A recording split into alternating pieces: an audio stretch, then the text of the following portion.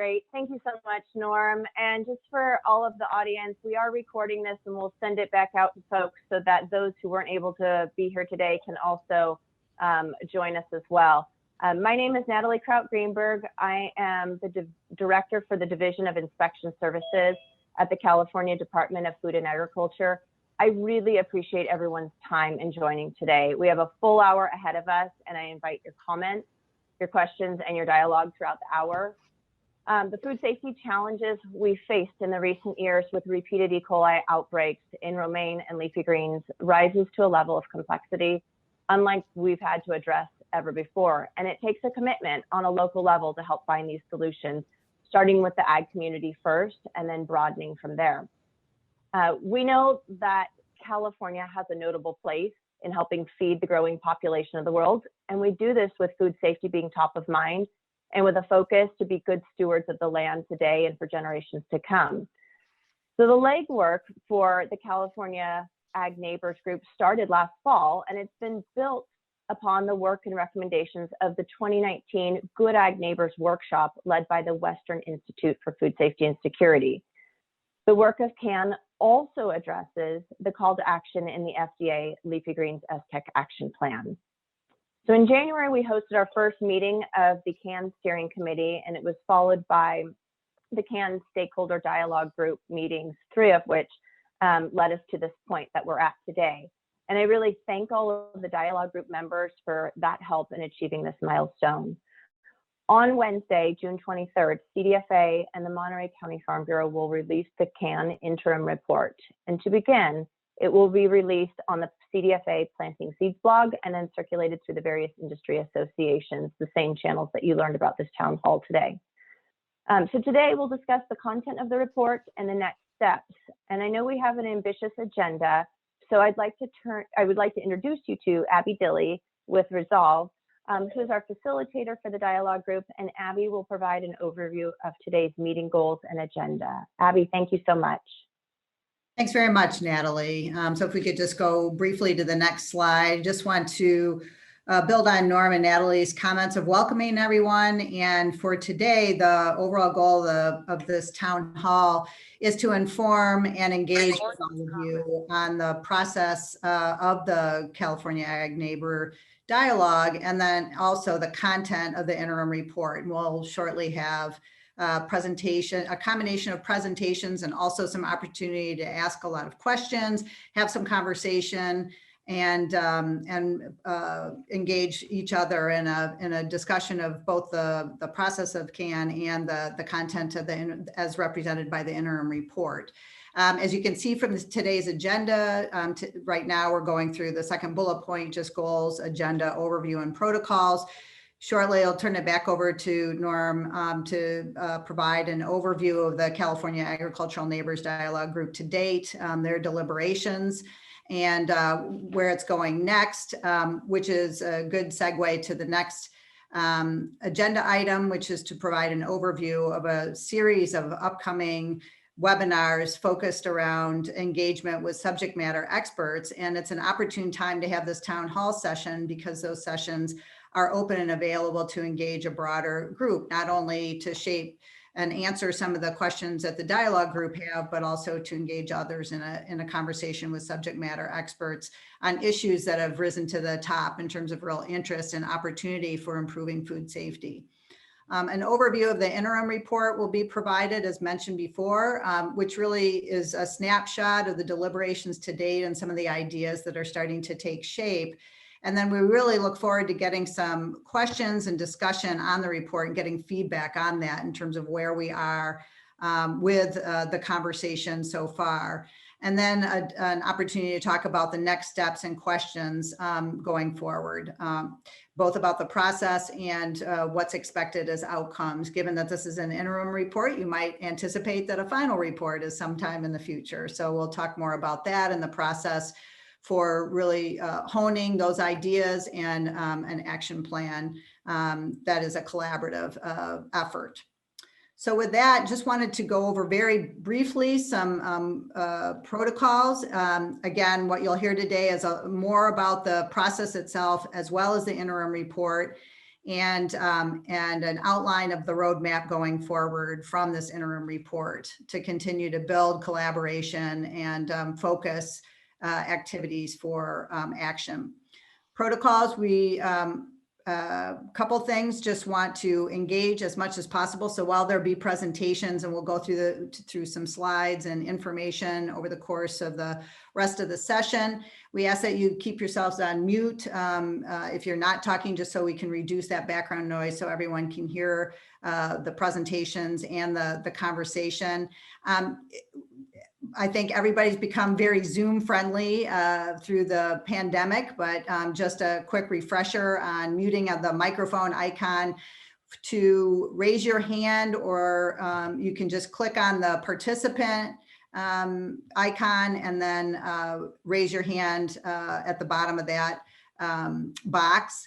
And we'll get to you as quickly as we can. We would like you to put questions to the degree that you have them, or comments in the chat box. We'll try to get to as many as we can in the time we have, but we also will save that chat box and follow up if there are questions or queries that we just don't get to during our time today. So please do use that, and we will get to as many questions as possible. We are really trying to encourage an expanded collaborative conversation. So we want people to respect each other's statements and opinions, and really try and foster collaborative problem solving. And with that, I'll pause to just see if anybody has any questions about the agenda or protocols, or is having any other troubles. I think you had the biggest hurdle. If you're on the town hall, we're good to go. So I think we're 98% there in terms of protocols. So I'll pause for a second and just see if there are any questions right now. All right, with that, I will turn back to Norm to get us on our way and a background on the process to date. Sure, thank you, Abby. And we'll move right through this first section here, really providing a background on how California Agricultural Neighbors, or CAN, really became a genesis for this discussion. As Natalie said, there were 2 workshops that were held in the Central Valley and Imperial Valley in 2019. And what came out of this is that we needed a lot of additional research on both sides of the fence, so to speak, and more communication between what's happening on both sides of those fence, and then also some training. So we formed the dialogue group early in 2021 in January, and have had several meetings since then.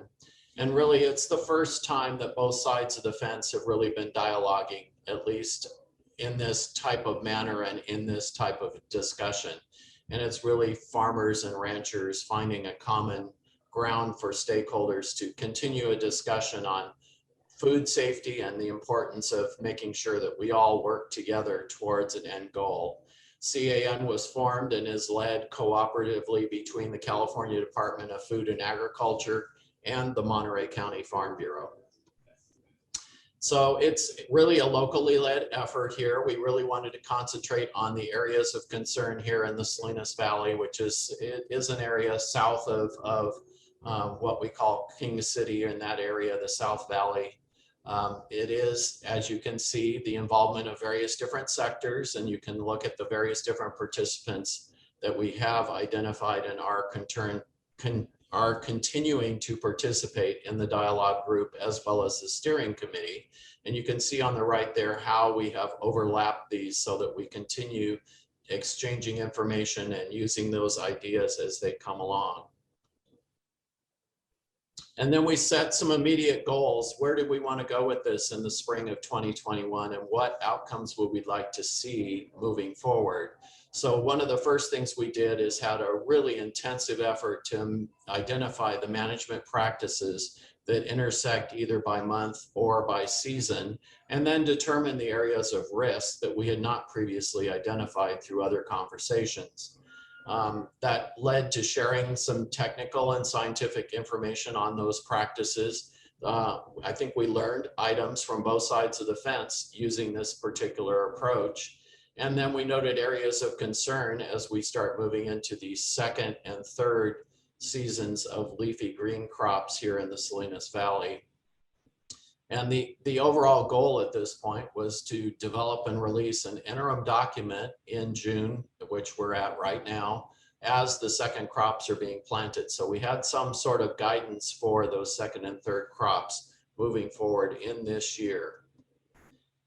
We also wanted a really good exchange of information and a process that flow would work through. So in sharing those practices, it targeted some very interesting subject matter experts that we needed to gain some additional information, either on scientific or current practices, or possible practices that might be put in place, as well as some of the additional research that's taking place at this time. And we'll detail some of that as we go through the report.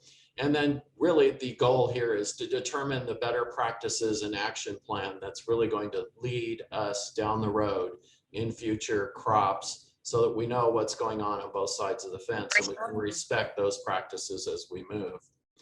Here's a little bit about the timeline of where we are and where we're going to be going in the rest of 2021. As you can see, through the January through April timeframe, we spent some time building some relationships. A lot of this requires relationship building because a lot of these people in this process have not previously conversed with each other. Both sides of the fence are really dialoguing well, and we need to build that trust. And we also needed to look at what the initial action plan would be, as I just detailed. Now we've identified that we need these experts, the subject matter experts, to help us inform better options and opinions about how practices can be improved. We're at the point now where we're doing the town hall and involving a larger sense of the community. And we're going to release the interim report, as Natalie stated, on Wednesday of this week. So what are we going to do the rest of the year? Well, we're going to continue to build upon this process by involving more from not only the agricultural sector and industry, but also the supply chain, bringing in those people who are really aware on a retail level what needs to be done, and build those relationships and refine the actions and the practices that we need, and continue with this town hall process so that we can lead the entire community through this and have buy-in and support ultimately when we issue the final report at the end of this year.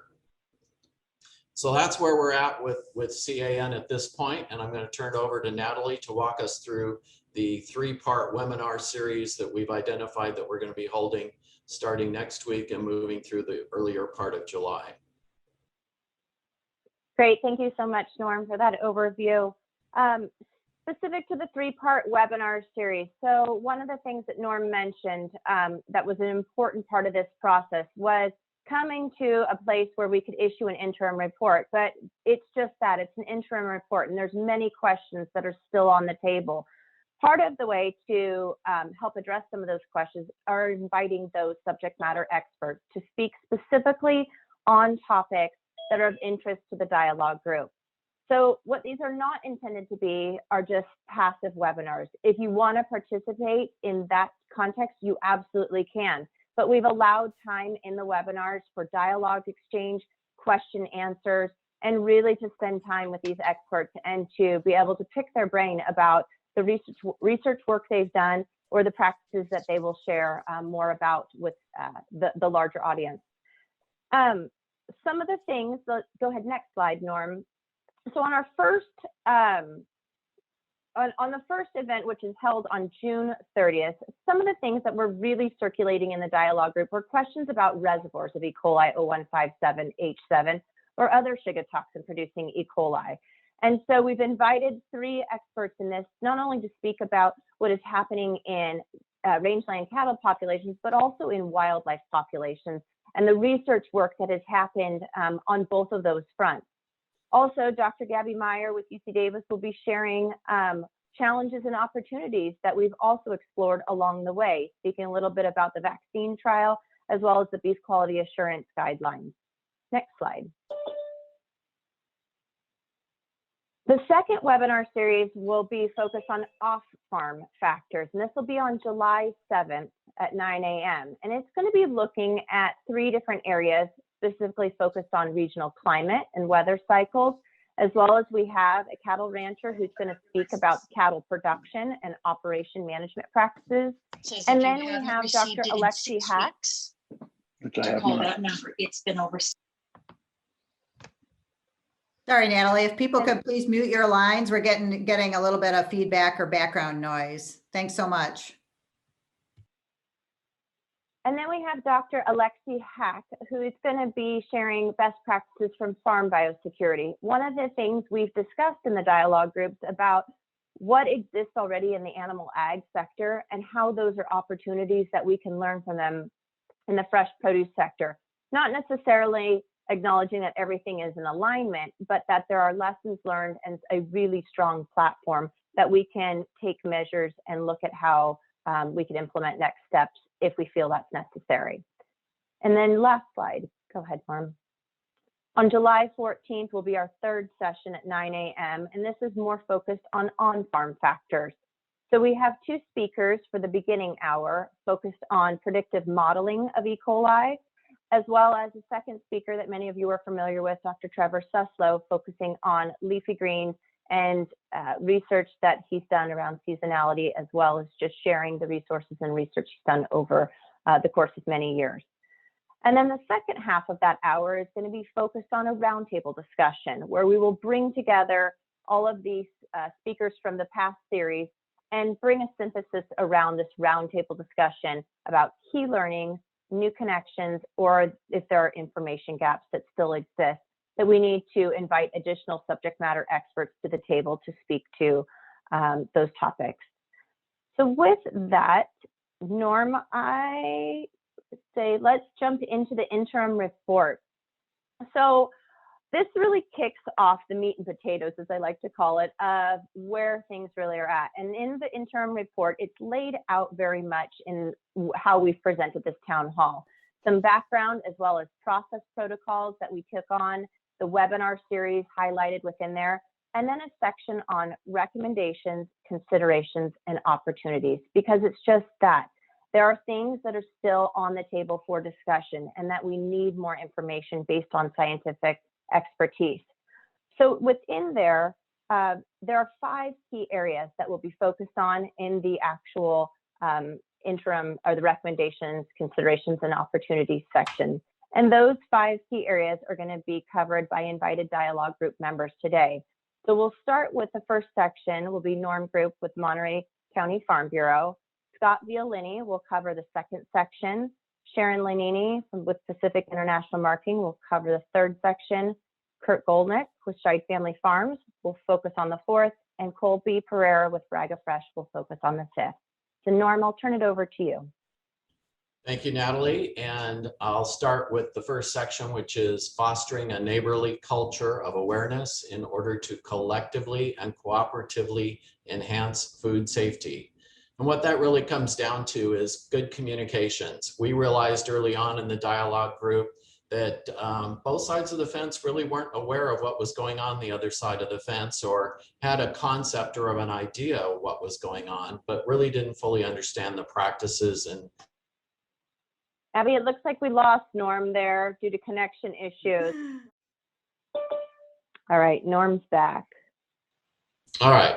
So what we realized here is that we needed to enhance communications between both sides of the fence. And that means having better conversations about what we're doing seasonally as well as monthly, and how those practices might intersect, given the fact that many fields of production change from year to year based on the crops that they're growing, but also what happens in the rangeland area as you're moving cattle around. So it does become a dependency between both sides of the fence, and really understanding those operational activities as they're taking place, and particularly the off season also, so that we can make sure that we have a full dialogue going, not just in the months where we have some intersections, and really be out there, observe and share what's going on. And being very localized is extremely important. There are so many differences that happen in different regions in the microclimates that we have here in the Salinas Valley, as well as other areas of the Central Coast. Really need to be aware of how those all intersect and what we need to do, continuing that dialogue and fostering a good relationship between both sides of the fence. So now I don't know, Sharon, are you back on? Or Scott, I guess you're next. Go ahead, Scott. I'll let you go first. You're on mute, Scott. Let's unmute there, folks. There you go. My name is Scott Violini. I'm speaking on behalf of the Monterey County and California Cattlemen's Association. Our business is a multi-generational family cattle operation in the northern part of the Salinas Valley. Throughout this process, the cattlemen were asked to describe the seasonality of activities involving rangeland cattle and their movement in respect to reoccurring food safety outbreaks. I'll speak to the durations of these concentrations and observations how cattle move within the landscape and the environment. It's as simple as cattle going to water. I'll also mention the programs and continuing education, specifically the Beef Quality Assurance Training Program that has developed a set of guidelines as it relates to low stress cattle handling, injection site recommendations, and methods of safe transportation. Our biggest hurdle and the most answered question are centered around cattle feces. This seems to be what everybody is concerned with. Researchers in the California longitudinal study have spent the last 12 months seeking those answers as to what is in it and how it moves through the environment, even though the cow never really leaves the pasture. This really is the discussion over and above all else. How is this pathogen being distributed in the environment? Is it wildlife, wind, water? Unfortunately, cattle and their feces are the main point of the focus. This spring, the CDFA was secured funding for the UC Davis researchers to do an E. coli vaccine study on rangeland cattle. It's ongoing at the Sierra Foothill Research Station in Browns Valley. It's in its baby stages. We have yet to receive any information on those trials. All previous studies in reduced shedding of E. coli have predominantly been done in a confined feeding operation or a feedlot. What's unique about this study is that rangeland cattle they're going to be studied as they consume natural forage, not premixed feed, not a premixed feed ration that may contain corn or other edibles.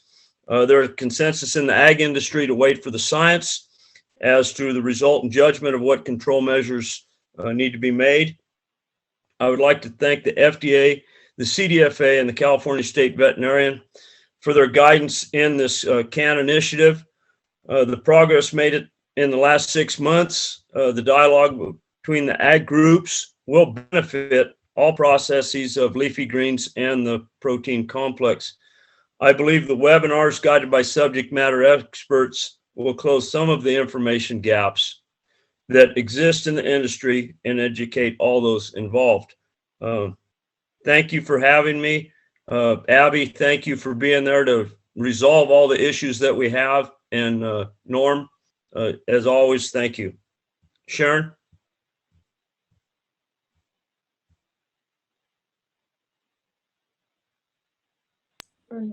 All right, can you hear me now? Yes, we can. Go ahead. Great. I had to switch devices here. I lost my internet, so I'm flying a little bit blind. Anyway, this area of biosecurity and sanitation is one that we've had a lot of discussions about, and it's also one that's going to be highlighted in the upcoming subject matter experts sessions that are going to be held.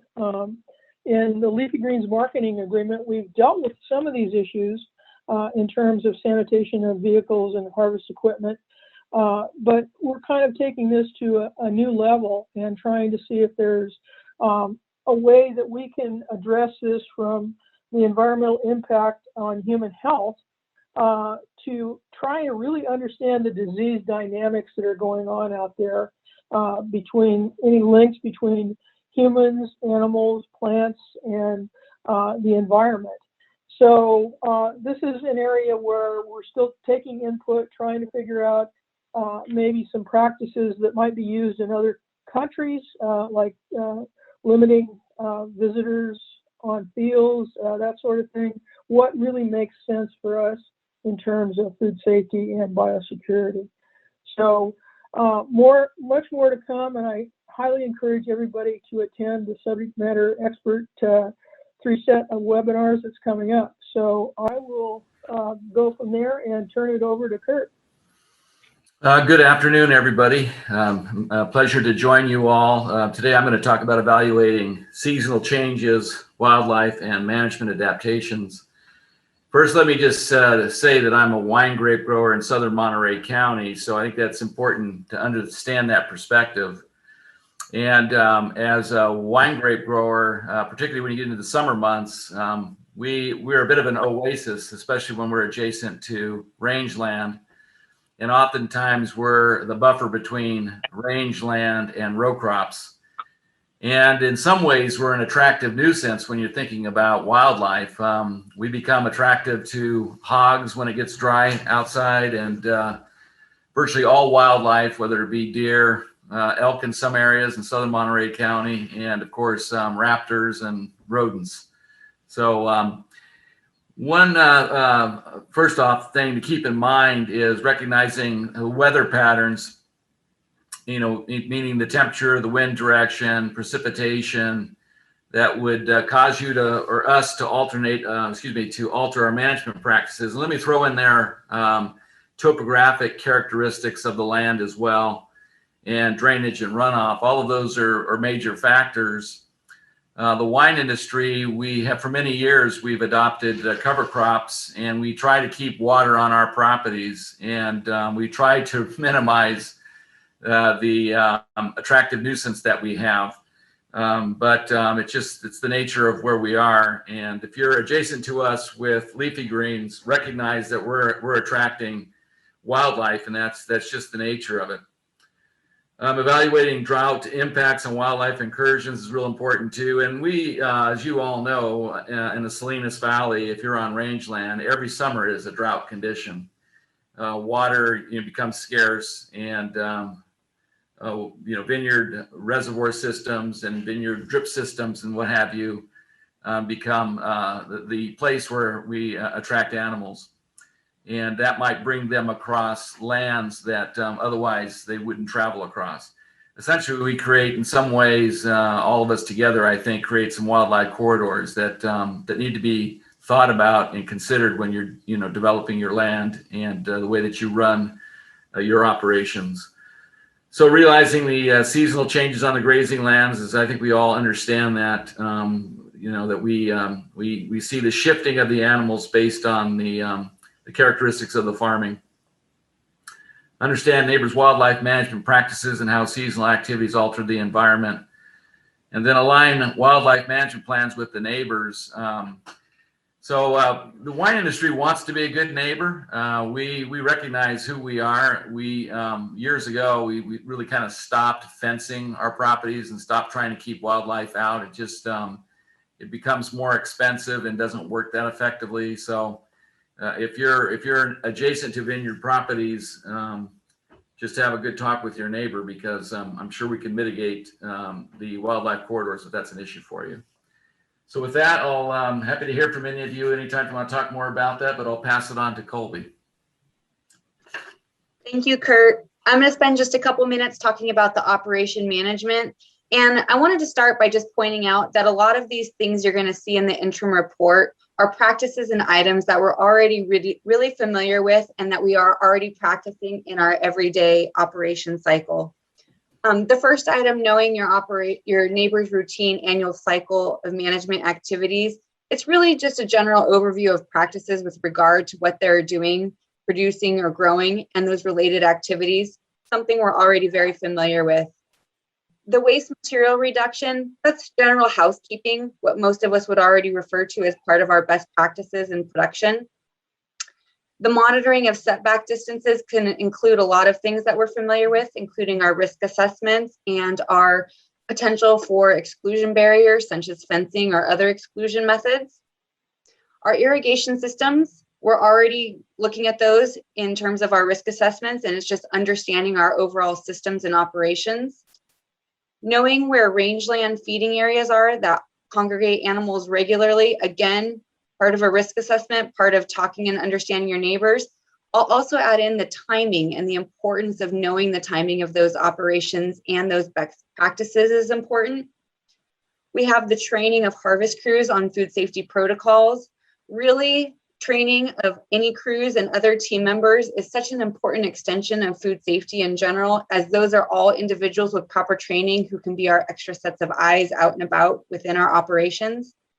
And I will point out that all of these items will always pertain to any contractors that we're bringing onto our land as well in any operations that we have. So whatever we choose to interact with internally should also apply to contractors that we do business with.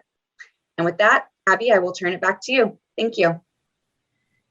Thank you, everyone, for your brief overview of the main content of the interim report. I think that this is a section, will take about 10 minutes to just hear what questions you have, any clarification, and then also discussion questions we'd really like to engage you on are things along the lines of, are these the right areas for the group to focus on? Are there any missing pieces?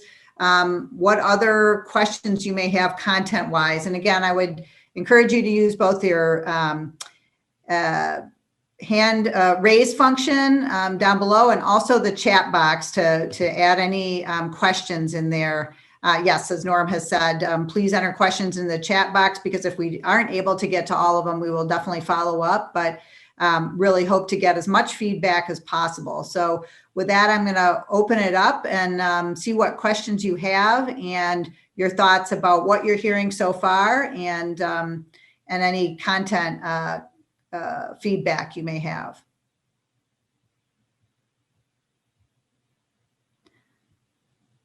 We know that was a gusher of information, so just anything that strikes you or any additional questions you may have for clarification. So since no one else is volunteering at this point, I guess I'll ask the general question. You know, we hit some of the high points that were in the interim report and not all the detail, obviously. Just wondering if anyone had any comments about how we superficially structured the presentation here, and whether or not there's something that glaringly stands out as being missed or overlooked that we did not cover at this point.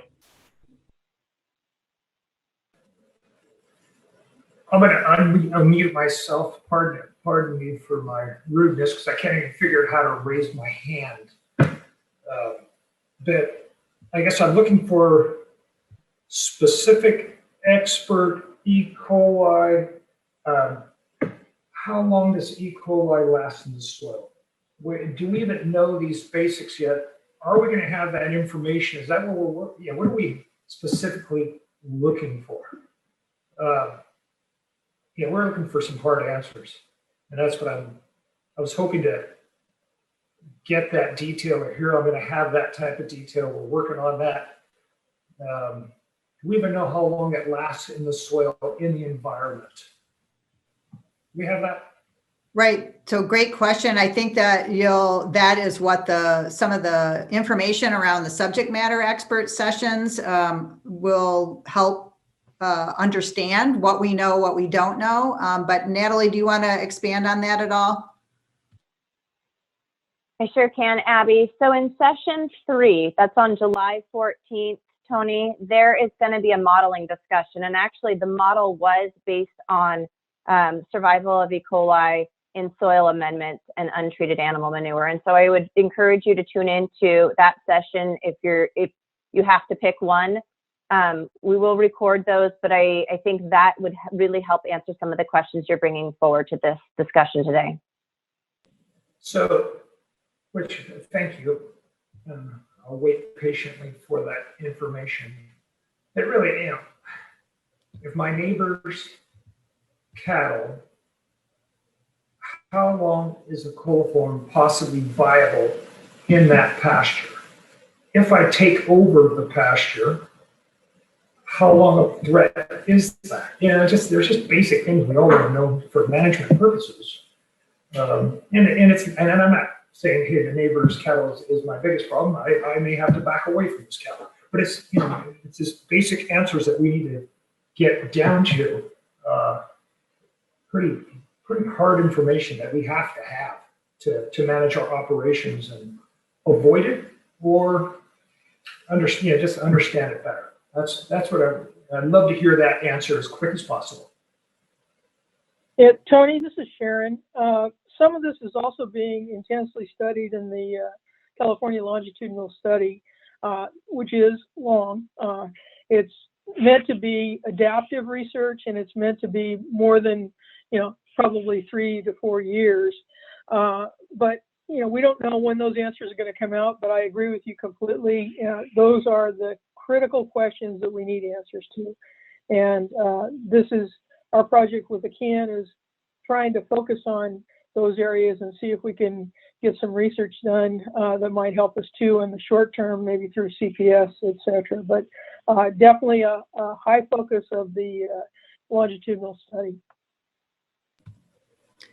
So other questions or feedback, and feel free to, if you're not figuring out the hand raise function or want to use the chat box, then just go ahead. We'll try and field questions as they come up.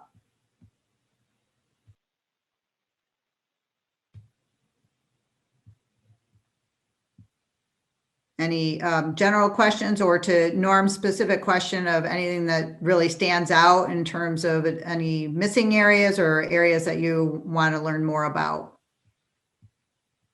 So there's a question in the chat box from Charlie Tobias on any idea when the studies will be completed on the vaccine. And from my understanding, that's just now getting kicked off and started. So it's going to be a while before we get any conclusive conclusions from that study. Obviously, it's going to take some time to work through.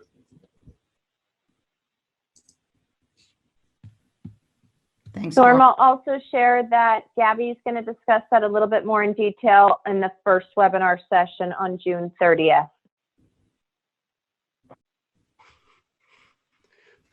Natalie?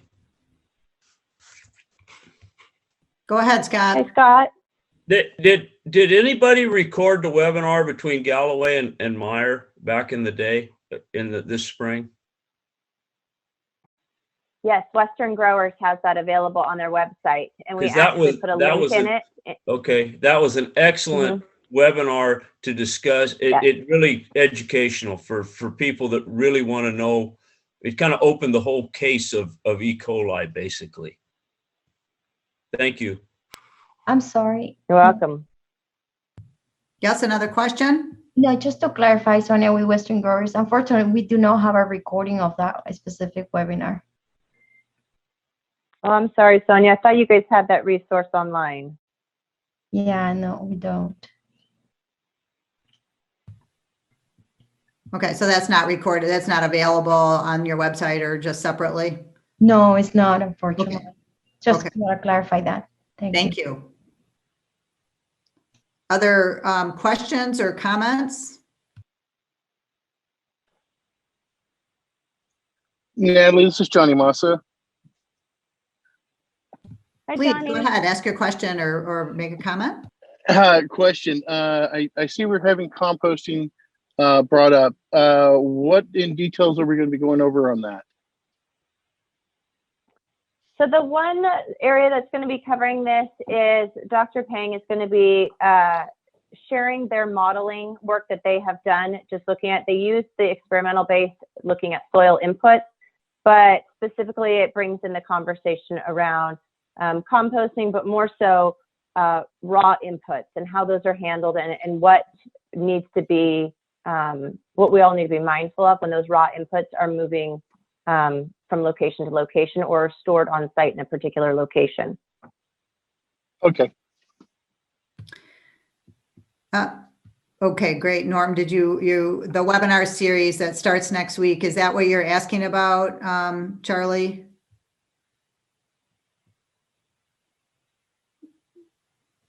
So today's presentation is going to be recorded, and then also the series that we've been discussing that's for next week will be recorded. And for people that are interested that have missed these meetings and presentations, how would they access those? So Charlie, I will send them back out through the same channels we sent the town hall information out. So all of the industry associations. Okay, great. Thank you. You're welcome. Other questions or feedback?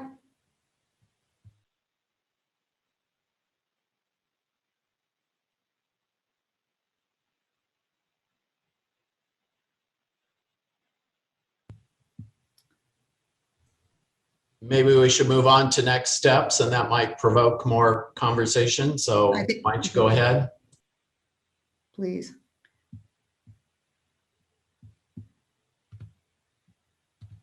So just to recap on some of the introduction and the process that Norm and Natalie had referenced, and I want to turn back to them to just elaborate on any of these. But as noted, the webinar series with the subject matter experts are beginning next week, and I think those dates are posted and availability to connect to those webinars, and those are meant to be both presentation and opportunity to ask questions and engage with those subject matter experts. And the dialogue group will definitely be participating in those to query about specific questions that have come up in the group, very similar to what have come up today in some of the questions about wanting to know some additional information.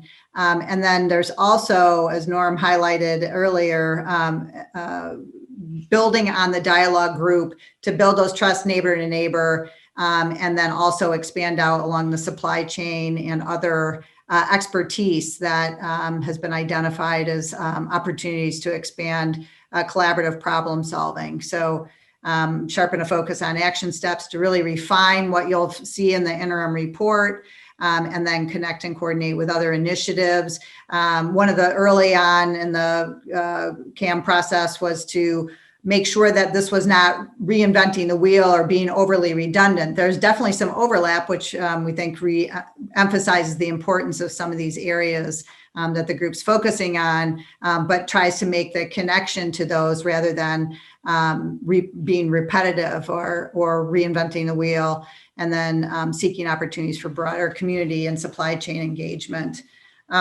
Natalie and Norm, I want to pause there and just see what else you'd like to elaborate on in terms of next steps, and really trying to encourage those who are on the phone and other colleagues to participate and be mindful of what's happening for the rest of the timeline and the California Ag Neighbor effort.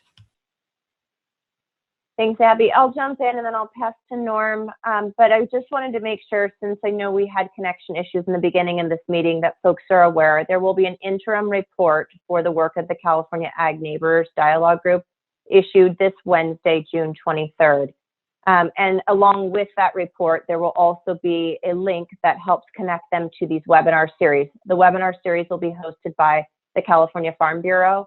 And so there are registration links available embedded in that announcement, and also the link for the report as well. So you can read both and sign up for all three, or whichever fits your schedule. With that said too, there is effort underway to expand the dialogue group, knowing that we had to start with a neighbor to neighbor discussion. But as you can see already, we're expanding that into subject matter experts and those who are on the leading edge of the science that are in these particular topics to help inform the discussions. Others that will be added to this group include retail stakeholders, wildlife experts, and additional university experts, as well as making sure we're bringing partners who are interested in Arizona along in this discussion as well, since we have some things in common. So with that, Norm, I'll turn it over to you for any additional comments as well. Sure, I would just offer too, we're working as best we can to identify as much as possible, particularly in areas where we need additional scientific or practice research. I think you'll see that in the webinars as we go along, how technical this is really going to get, and how we're really taking a deep dive, into the science here. But also in the meantime, if there are other things that suddenly occur to anyone that we're possibly missing or we're not thinking about in a clear manner, I invite you to contact me or Natalie and let us know what your thoughts are. I mean, this is an all-inclusive process, and we want to be as open and transparent as we possibly can. So I'm going to put my email in the chat, and then you can send me a comment or a suggestion if you need to. But I think it's important to know that, you know, just because you may not particularly be on the dialogue group, that doesn't mean you can't participate, and we want as much participation as possible. So in the meantime, after you have these opportunities to attend our webinars and learn more about the complexities that we're facing here, please provide us comments so that we can make sure that we're including everything possibly here.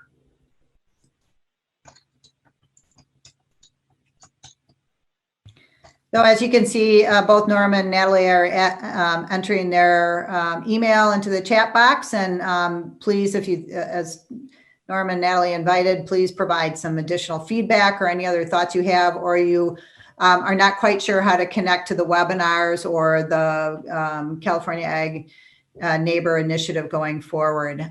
Any remaining questions before we sign off?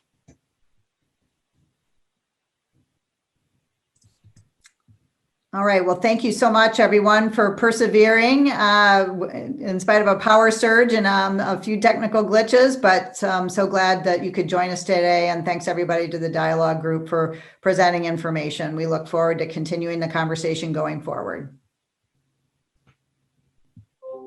Thank you all.